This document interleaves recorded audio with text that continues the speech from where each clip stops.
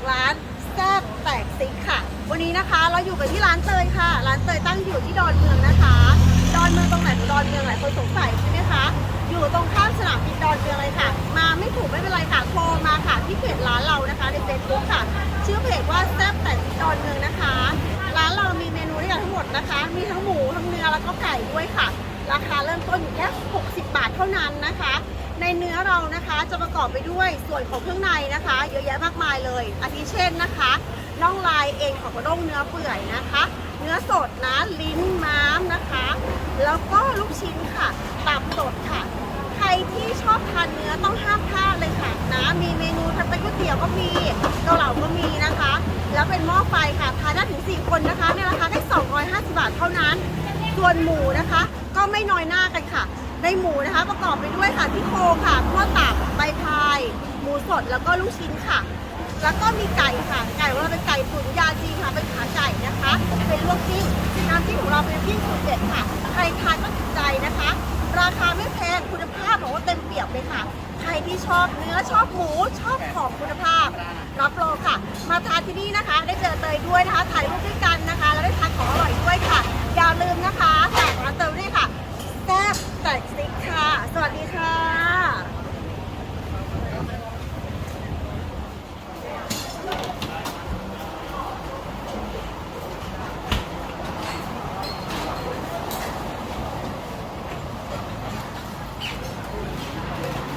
ตัวไหนลูกอันนี้14ค่ะ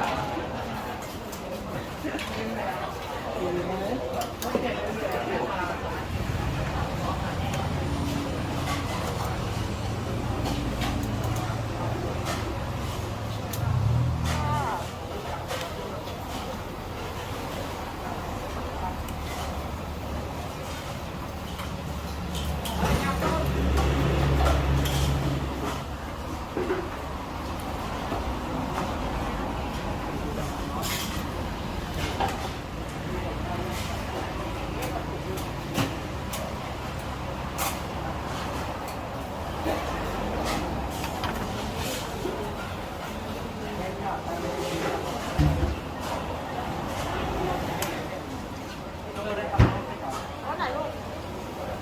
ตัว26ครับ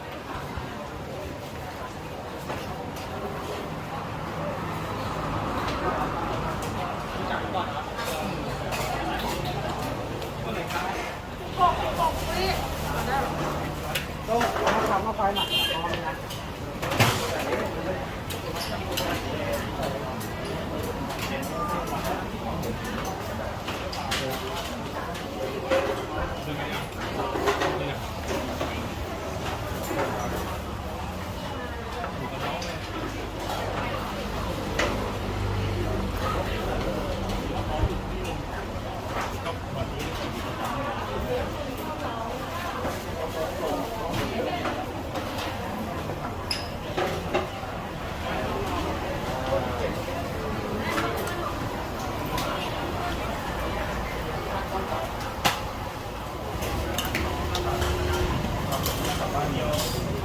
จูรี่อยู่ไหนเนี่ยจูรี่ถามวันนี้ว่าจะยังไงโต๊ะไหนอ่ะโต๊ะไหนอ่ะโต๊ะ7เหรอ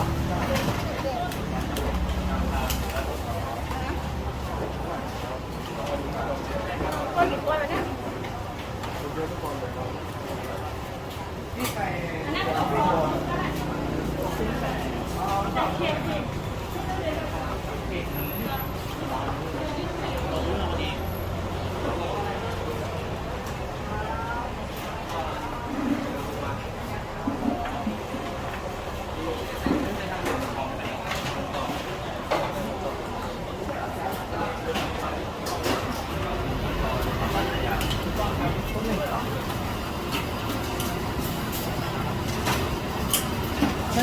ผมต้องข้างในว่างจ้า ด้านในว่างเชิญเลยจ้า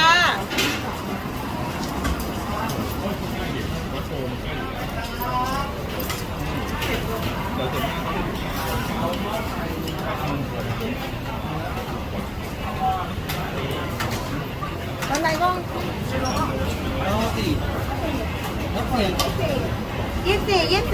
24